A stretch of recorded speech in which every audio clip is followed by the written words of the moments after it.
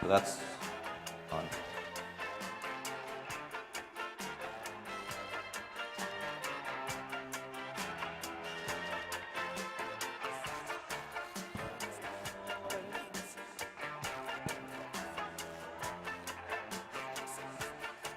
All right, I'm going up.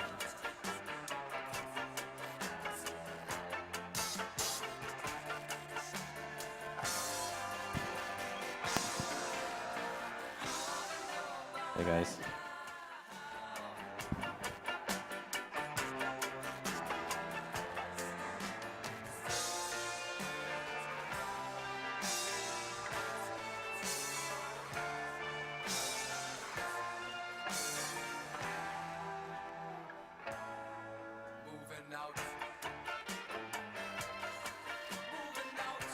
Here we go.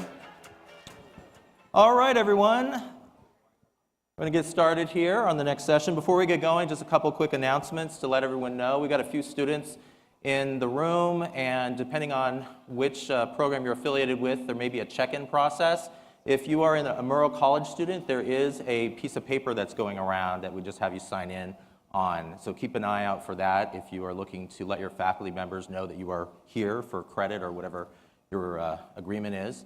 Also, if you're a student associated with the Common Reading Program, Karen and or other representatives are in the back of the room with your student ID card. You can use that to slide to check in, again, to get credit. You can do that even as you leave. You don't necessarily need to do it right now. But do make sure, if you are looking to get credit for attending, that you connect with the appropriate person. All right, we're going to get started here. This is sort of an interesting panel in a few moments. Oh, it's already up there. We have what we're calling sort of a mixed reality experience, where you'll see me interacting with a couple of folks that are not here in Pullman, but distributed throughout the world. Let me give my quick little intro here, and then we'll start interacting with the event. So in just 2 days, Steven Spielberg's adaptation of Ernest Cline's sci-fi bestseller, Ready Player One, will be hitting the theaters. You've probably seen the ads everywhere. You can't really get away from them. So both the book and the film take place in the year 2045, during a time where many people retreat into virtual worlds as a way to escape from, at least in the book's narrative, the bleakness of the physical world. Yet, that future in some way is here now in the form of today's many social VR and virtual world platforms, communities, and cultures. Only, for many people, these virtual spaces are a positive way to connect and communicate via their avatars that represent their 3D versions of themselves, of course, amplified a bit. As many of you know, Ready Player One was selected by WSU for this year's Common Reading Program. And even the author, Ernest Cline, made a pretty rare appearance on campus here to present as part of that process. So our virtual and physical worlds, hey guys, our virtual and physical lives are more intertwined now than ever. So that's why WSU's Murrow College is really pleased to partner with the Common Reading Program for today's mixed reality event.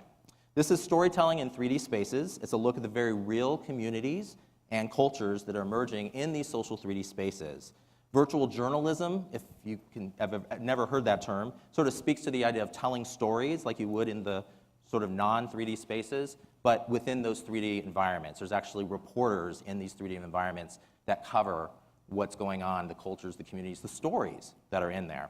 So with us today, we have one such reporter, somebody I've worked with for many, many years, Bernard Drax. Hey, Drax, how are you? Hey, Brett, how are you? It's good to see you, virtually, of course. Likewise. Likewise. Awesome. So Drax is a man of many talents. He's a musician and also a well-known documentary maker.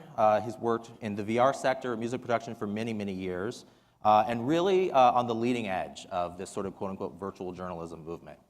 My next guest is Tor Lee. Hey, Tor Lee. Hey, hey. I love your avatar, Tor Lee. Very colorful. Thank you very much. Loving it. So Tor Lee is a senior producer and sound designer and one of the key staff members at Linden Lab. If you don't know Linden Lab, it's a pretty well-known technology company based in San Francisco with offices, there's one in Seattle, and around the world. And they basically are the founders of Second Life, which of course is a pretty long-lasting, 15 years as of this year, virtual world. And now the social VR platform, Sansar, which is what we see today. Hey, Tor Lee. Hey, hey. It's delightful to be here. Thank you both for being here. So actually, if you all don't mind, I'm going to get started by playing a video clip that will sort of tease out a little bit of one of the new projects that Drax is working on. So Drax, I'm going to quickly go over to a YouTube instance of your trailer for your new documentary, and then I'm going to ask you a few questions about that. Sounds good. All right, guys, hang tight. So what we're going to look at here is Drax's latest long-form documentary project, and it's called Our Digital Selves. And here's a little preview of it. I'm a star. I'm too busy to date your avatar. I'm a star. I'm one of my favorite clients. Do you want to date her avatar? She's gone too far, and that's for sure. My name in Second Life is Alumnia Autumn. My avatar, it is me, how I would look if I had a chance to create my own body once again. There is the physical body that we can feel, and there is the body that we have in our mind, the thing that is in there that looks different. I was diagnosed when I was 24. My parents have never ever heard about ADHD. It feels like you can barely walk. Sometimes people can see me crawling, but I'm so good at, and so many other people with ADHD are good at this, that we can become very confident, but we are still crawling like heck. People with mental illness sometimes refer to it as invisible disability. The nurses, she asks, well, what do you do for a living? And I say I'm on disability, and I just become very aware that a person might be looking at me and saying, hey, she doesn't look disabled, you know, or she has bipolar disorder. Well, she's talking to me perfectly fine. Yeah, hi, Poppy. Hi. Do you think virtual worlds are strange? In what type of virtual world are we talking about here?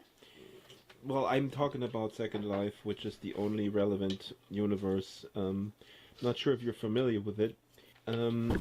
Drax, you really can't put that camera down, can you? My epilepsy really carved my personality, and I think being brought up to recognise that there are disabilities and struggles in the world can actually be quite a good thing. My kids had to grow up early. They are young carers. People choose their avatar to represent the circumstance they're experiencing in the virtual world. The way it's phrased over and over again is that disability is part of who I am, but it is not all of who I am. I mean, that is an interesting question for you, Cody. Like, what is your ideal avatar?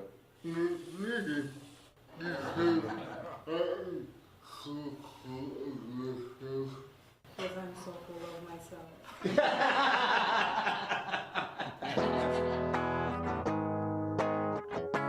If this is not mixed reality, then I don't know what is.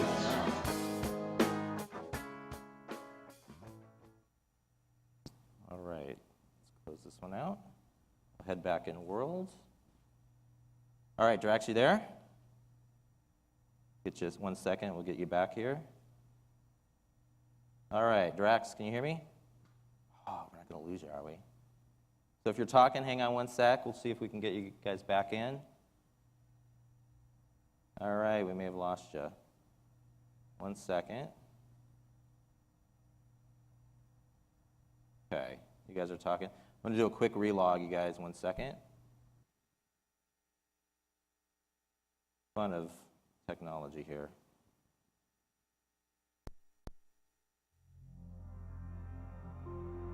So this is actually Sansar, which is the social VR platform. I'm on it at desktop right now, but this actually runs in the VR headsets that many of you may have seen.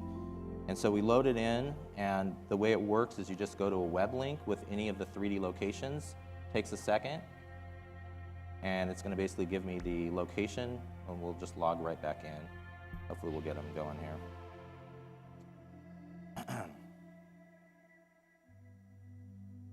So Drax does a long-form series. He also does short-form series. Over the last few years, he's told many stories. Going to put this in the feature request. All right, Drax. That's an important one. You guys hearing me? I want to dig my nose properly. Oops.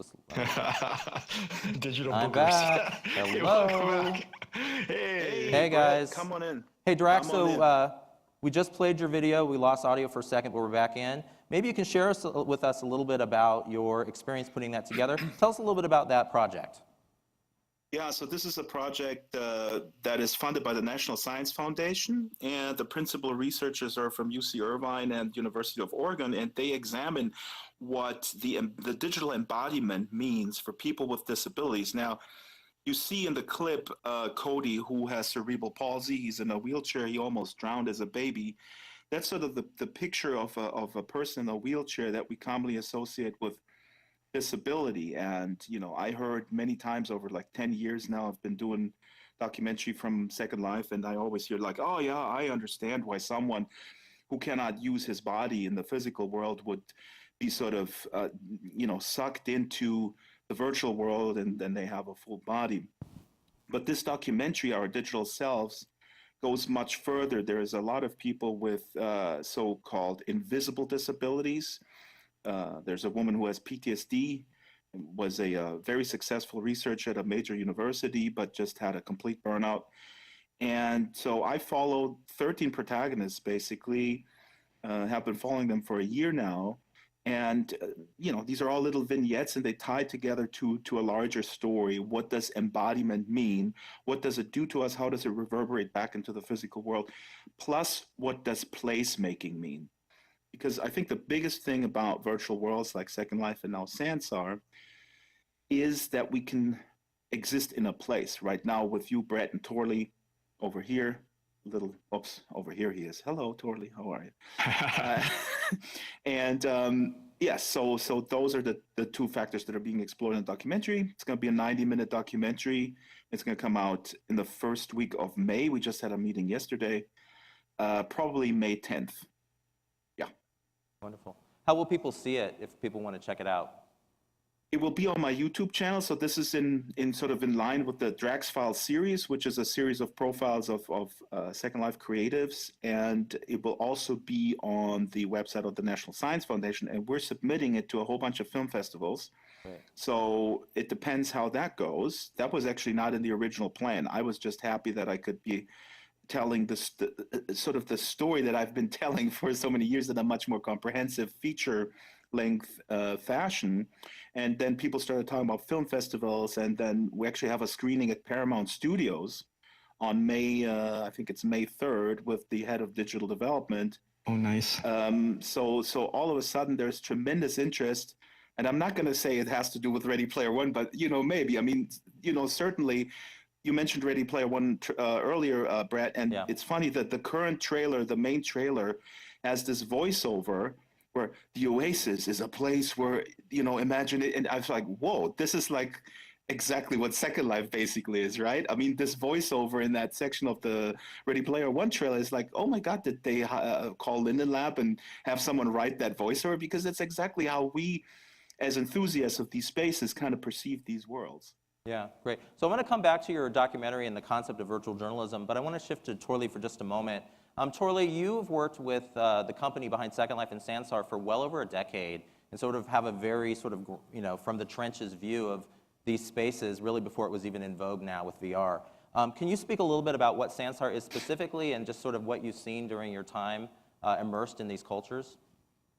Sure. So the fascinating thing is that with technology moving forward, even as much as it accelerates the human drive to have certain sorts of experiences, I would say, not necessarily remains the same, but there's a constancy about it.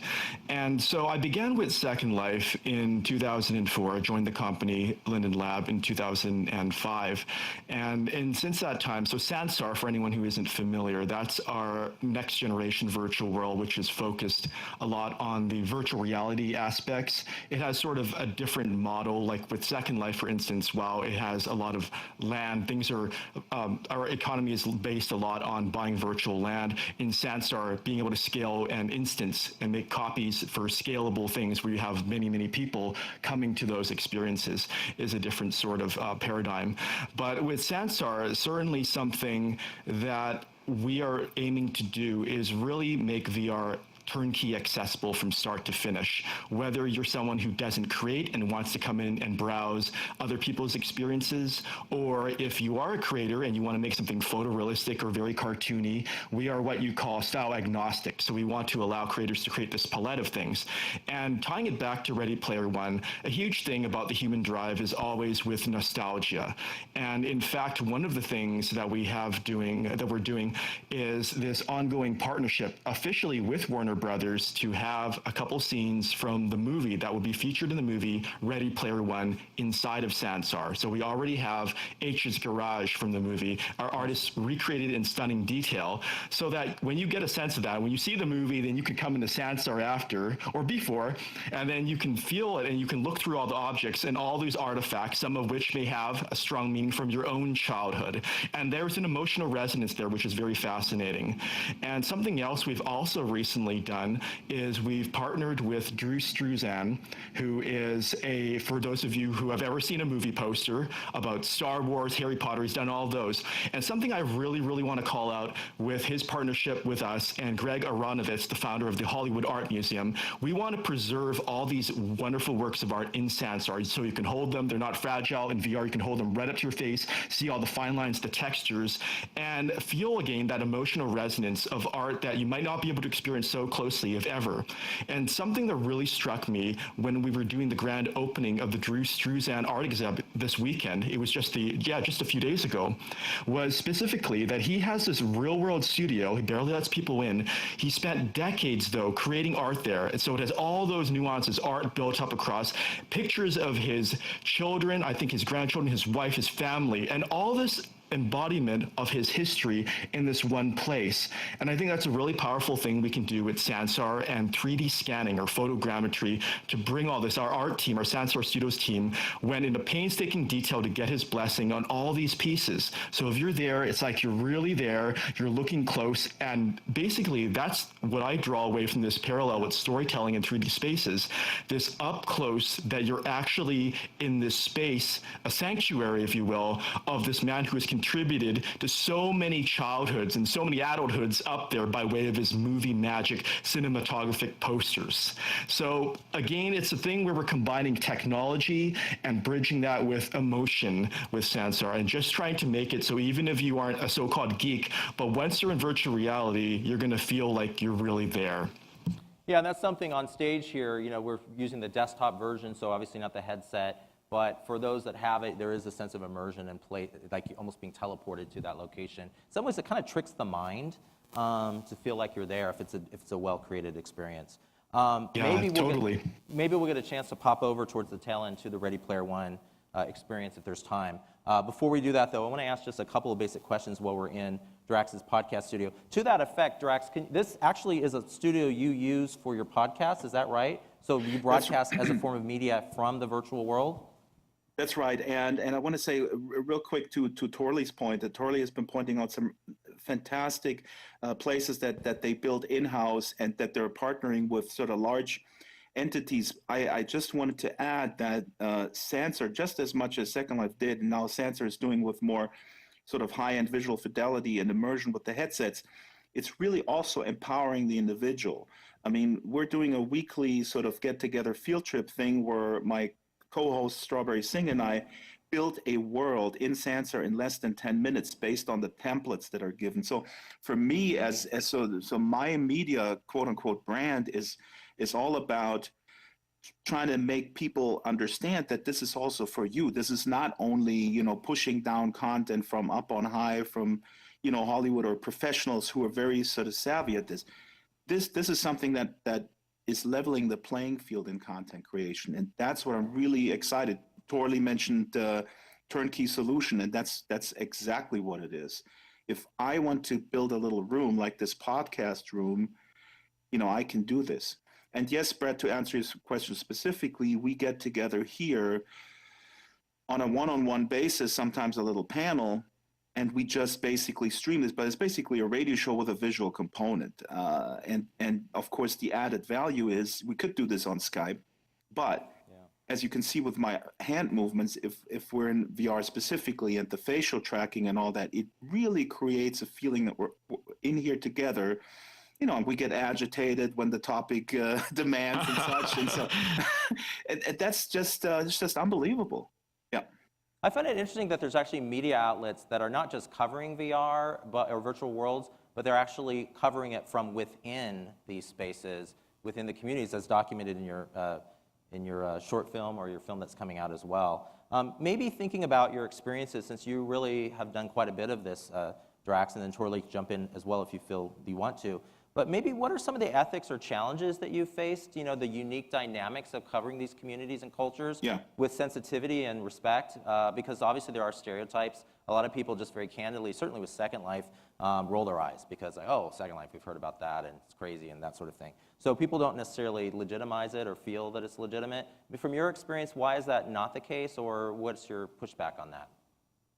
I think I did a presentation at the Monterey Institute of International Studies back in 2008, and the professor asked me like, oh yeah, these virtual spaces, nobody knows who you are. And then it's like all just sex and weird stuff. And you know what? And then it occurred to me, and I had this epiphany that I had a really good reply. Sometimes you have this reply like 2 days later, you wake up in the morning, you're like, God damn it, this is what I should have replied. But this was the rare instance where I had this moment, and I said to her, listen, when you go to Amsterdam with your kids, right, and you get off the train station, do you go with your kids to the red light district, or do you go to the museum? So that's number one, what I would say. Virtual worlds and diverse communities, they are a mirror of society. You find absolutely everything and everything in between. You are the motor of where you want to go. You're driving the bus and you're going straight there where you want to meet and interact, and you find the story. Now, in a journalistic context, you will go where you want the story to be told, or where you find the story. In terms of ethics, there's a whole bunch. We can talk about this for hours, but the main thing is disclosure. I need to disclose as a journalist or as an advocacy documentarian, which I think is a better term for what I do.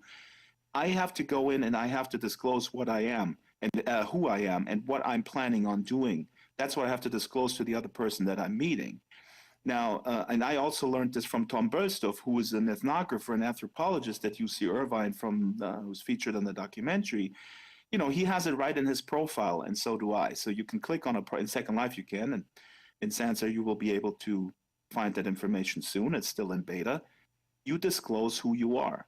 And so that's how you get started. And then you just have to do your due diligence. You double check things, and you present them in your reportage, documentary, with the disclaimer that this is, the information that you gathered from the people on the ground. You cannot claim that, let's say I have a fantastic conversation with someone who I meet, but I cannot verify, or that person does not disclose to me their physical location because of whatever reason. Then I have to disclose this within my documentary. So, but why though? Why should people even care about these stories? Like, why are they even credible or legitimate? You guys have been close to it.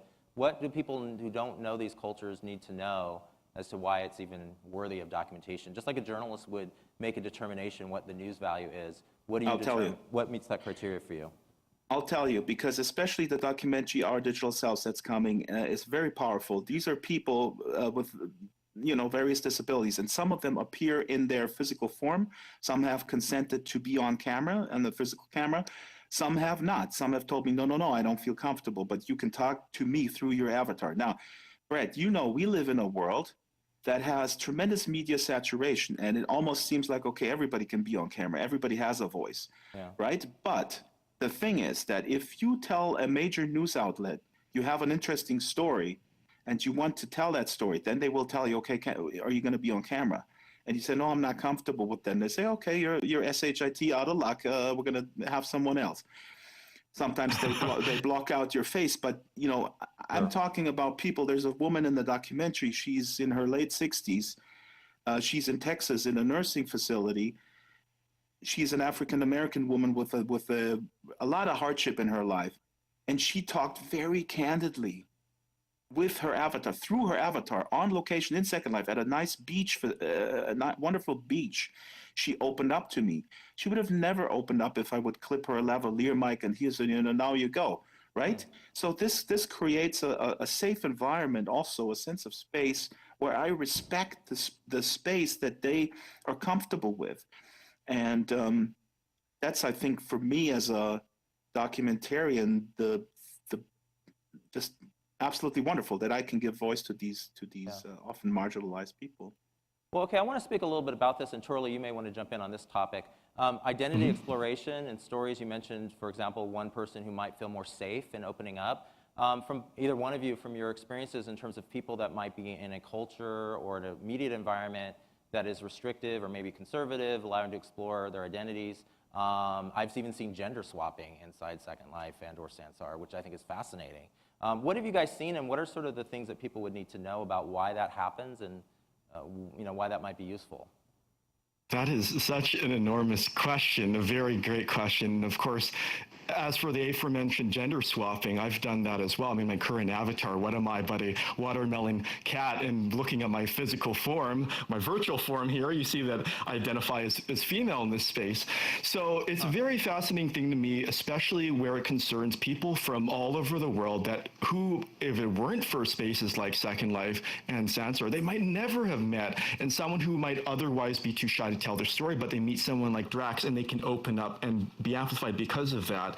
I certainly know that with Second Life and continuing with Sansar, it's been really great to see when there are small teams of people working together and collaborating, and they have different skill sets. You might have someone who's a wonderful, wonderful creator. They have an artistic talent. They might be very self-conscious and might be hard on themselves, but they have a friend who's a great promoter who will help get the word out about what they are doing. And this is, in fact, well, here to use Drax as Freddie's example. Drax are a great promoter, and collaborating, of course, with Galen, Jasmine, the others, with Hover Derby, this esports that we have in Sansar, very fast-paced. Yeah, Drax is really amplifying their message, getting trading cards and videos and all sorts of things about the game.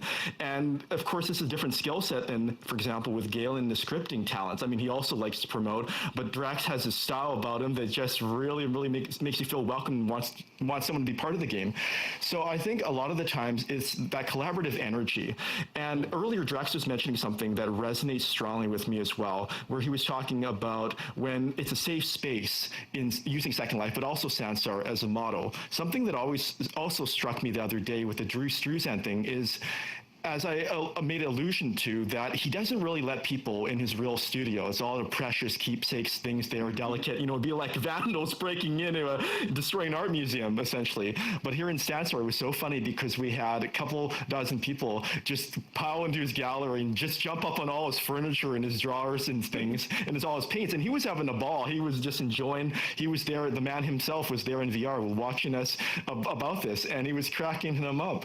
And so I think long-term, it's really this transference of making something that is, on one hand, it's not physically tangible, but I think perhaps we need new words to describe it, because there is more permanence with digital stuff. You can back it up, you can copy it.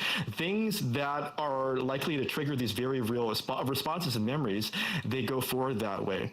But yeah, long story short, I think there's just so much with people that otherwise would never, ever have met, but because they connect in here, they can create something new together.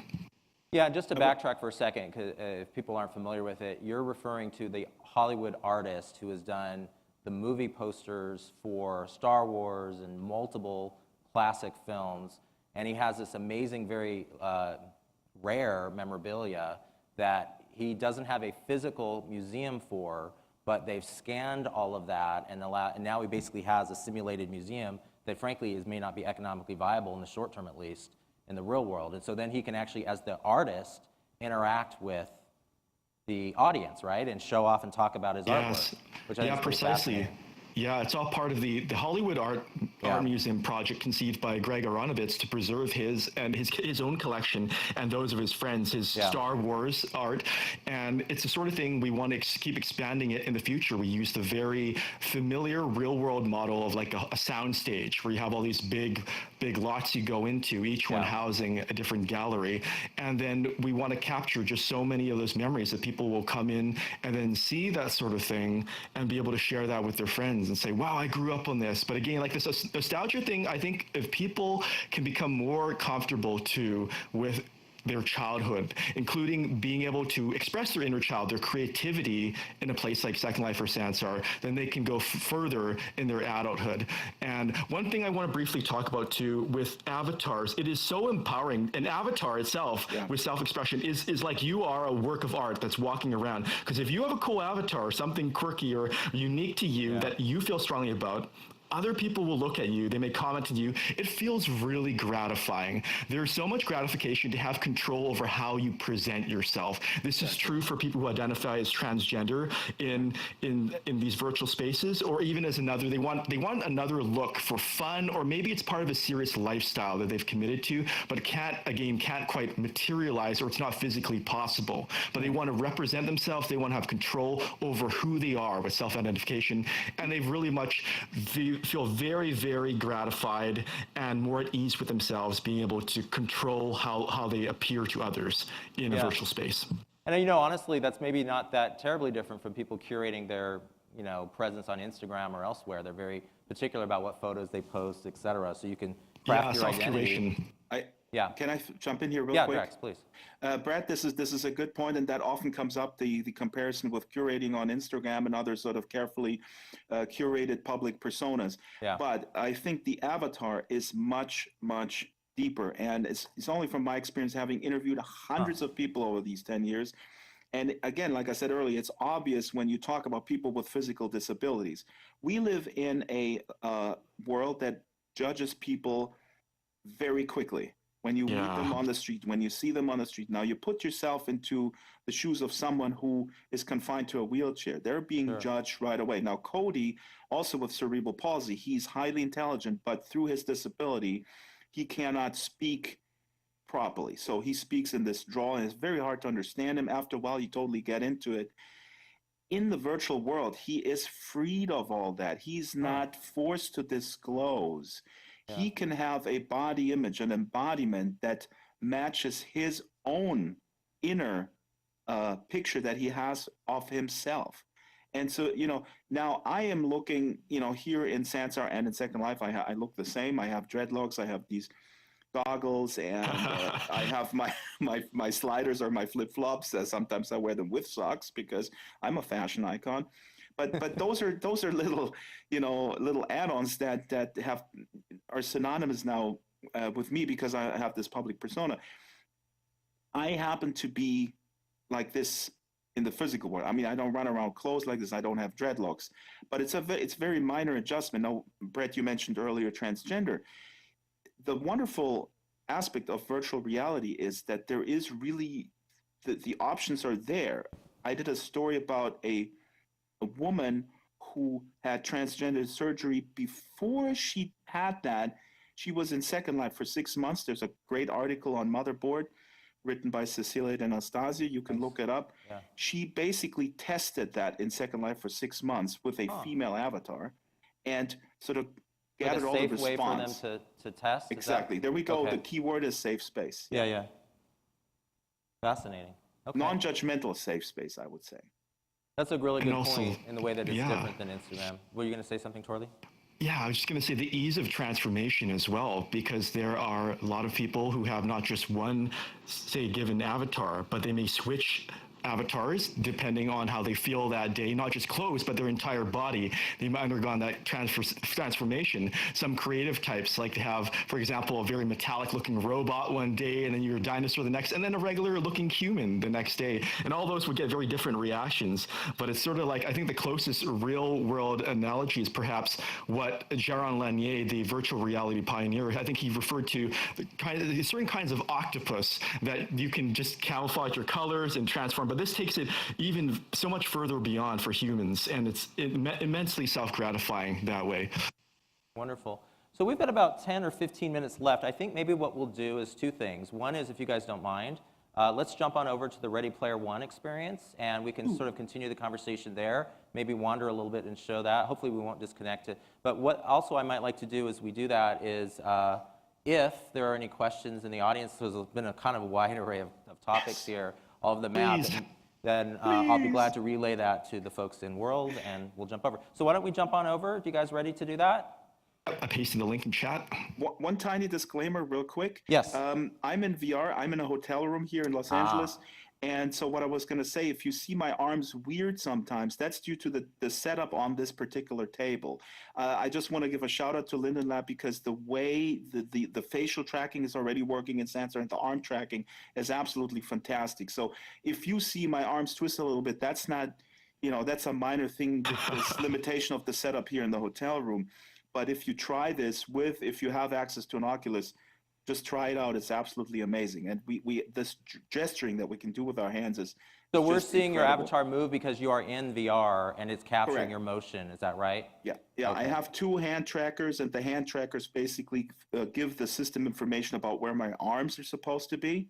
And so my face is being tracked as well. If you look close to my mouth, and you can see the eyebrows rise and all that. Those are important signifiers when you have a one-on-one conversation. Thank you. You're so good with body language, Drax. Talking with your hands.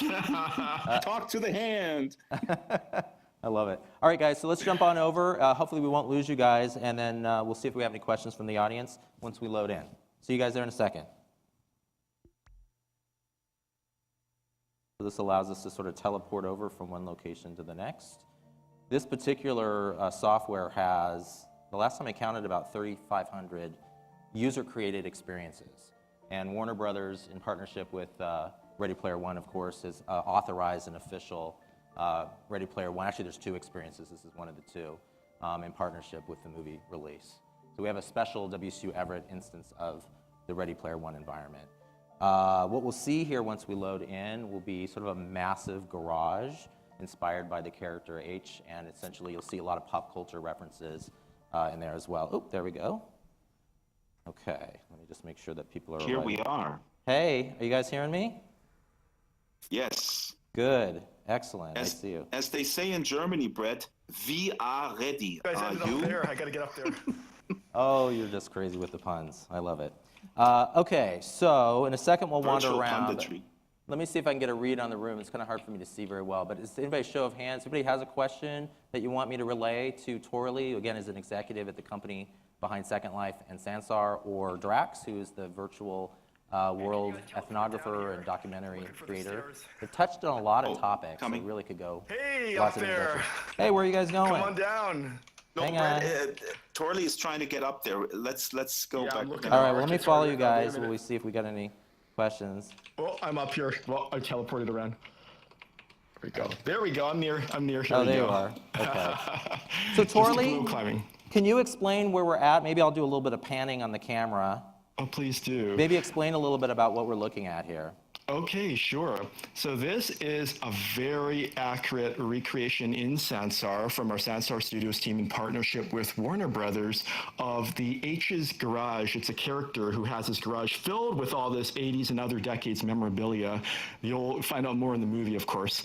But we worked with them over the course of weeks, and we wanted to have this sense of how can we approximate this very cinematic look in Sansar with the lights, with the shadows. Over here, where we were positioned, this is near this Iron Giant right now, which is, of course, a classic character you may remember from the animated film, one of many references in the film. And we wanted to get the sense across of, so in the movie, there's this sort of futuristic virtual reality called the Oasis. Now, our real-world Earth is not as dystopian as the one portrayed in the film, but we want to focus on the positive and fun aspects, the pop culture, because pop culture references are always fun, and we want to have people before the film and afterwards, of course, after it goes live on, I think it comes out, March 29. It's coming out a couple days. Yeah, really, really soon. And so, our artists just meticulously worked with the assets. They cleaned some of it up. We imported what we could. There's a whole bunch of stuff we wanted to include in here that some we didn't. The next scene, we're also going to introduce to be reviewed another scene from the movie coming out with even more wonderful nostalgic references. And we created it so it's very vertical in that you can go up these stairs, you can teleport down, but on all this warehouse of all these treasures. There's all these Easter eggs, as I said in the film, of little references in corners. A lot of detail, like these sketches over here, and writing is on the robot. There's a workbench with some tools and other toys that you can pick up. So there's just a lot going on here that is a lot to take in on. So we want to make this really expansive space that is cool to hang out with your friends in, especially in VR, up close, because in VR, depth makes a huge difference. If things walk or come slowly towards you, you're like, whoa, it's approaching, all in 3D. So as we keep heading down the stairs here, let's keep going down. Okay, sorry, I'm kind of doing the mouse getting here. No worries, no worries. What are some examples of the pop culture references in here? Okay, so of course we got the Iron Giant, but if you come this way, for any of you who remember, that was an animated film early, and there's some sounds too. I don't know if you can hear sounds there, but it's coming from like the robots that are operating. But let's come down here. Okay. There's a lot of vehicles. So this is a very fantastic rendition in that, just coming behind the arm here. Sorry, guys. Yeah. No problem. I'm not very good Just with this the way. keyboard. All right, I'm going to follow you. No problemo. Just head this way. We can run. We don't have to teleport. Just take our time here. I'm going to get back to these guys. Okay. It's interesting, the sort of spatial dynamics of audio, like a real environment. If you're far away, you hear them in the distance. Okay, guys, I'm joining you. Sorry. Yeah, no problem. No Oh, problem. we're at the foot of the Iron Giant. There's a lot to take in. Yeah. So the whole giant is too big to fully stand up in here. But in the film, as you'll see, there's a construction sort of sequence, and this is part of what we're emulating. Okay. Not to give too many spoilers. All right. And at every step of the way, we went across, and we really wanted to capture the feeling. You could see the sun, the light coming through, and so I don't know if any of you in the audience recognize this red car here. This is a certain reference from a famous 80s film. Oh, I think I know the one. Yeah. Anybody in the audience want to guess what the red car is? Ferris Bueller, is that right? Nailed it. All Awesome. right. Why don't you lead us to another one and see if we can get the audience to guess? Yeah. So Cool. What's another good one, Tor Lee? Okay. Well, this robot here in the shadows. Hang on. You can tell from the silhouette. It's very iconic from the silhouette. Okay, right wait, I here. lost you. Hang on. Just right here. I'm right here in front of you, and just this way. Okay. Behind you? Yeah, behind me. Who is that? What is that? All right, I'm going to go up. Oh, there it is. Oh, Drax, you're standing on top of it. What is this? Anyone want to guess? Can you guys see that off on the right? Terminator? Close. RoboCop? Yeah, the Ed 209 killer robot from that Love killed it. that OCP employee and more from anyone. But yeah, there's some violent 80s pop culture. But seriously, beyond that, I mean, these sort of things, it's like we've had people come in here and they rush up to something and they're like, is that, how did you guys get the rights to this? And so it was originally, we launched this with Warner Brothers and Intel as part of their CES exhibit. And we wanted to just really show, what's the closest thing, what's the closest way we can get to a futuristic virtual reality where you're looking up close to the textures on the robot, when you're recognizing this is something from my past, and really sharing that experience with friends. I mean, that's the social thing, because so often people bond together in these virtual spaces over making a reference to something that happened before, and they might not know it, and they click, they connect over it, like, oh, you grew up watching that cartoon as well. So it's both very silly but very meaningful as well to making that sort of social gel and bonding. Very nice. Hey, guys, I'm looking at the time. We've only got about 3 or 4 minutes remaining, and then this room's going to be taken over by someone else. So do you guys have any closing comments that you want to just mention to the audience about the topics we've discussed? Drax, you first. I make a 30-second comment. You'll be the timekeeper, Brett. I know, that I need a timekeeper. Or Tor Lee, look at the clock. Okay. So I'm just reiterating one point here, which is that this tie-in with the movie and this collaboration is absolutely magnificent. But Tor Lee, remember, we had this conversation here, exactly here, where I expressed a little worry that people from the user side, they may be discouraged when they see something so professionally done. And you made a wonderful point. You said the the lighting resources and the basic render resources are so simple to use in Sansa that actually, if you wanted to build a small space that you may just want to share with your family or your closest friends to hang out, like a little, like a room with a couch in it or something, to get you started, you can do that. So again, my big point of all my films is the empowerment, the leveling the playing field between the so-called professionals and the hobbyists and the amateurs. And I think that this is a step in the right direction because it gives those tools to the hobbyists so that they can also be at the table.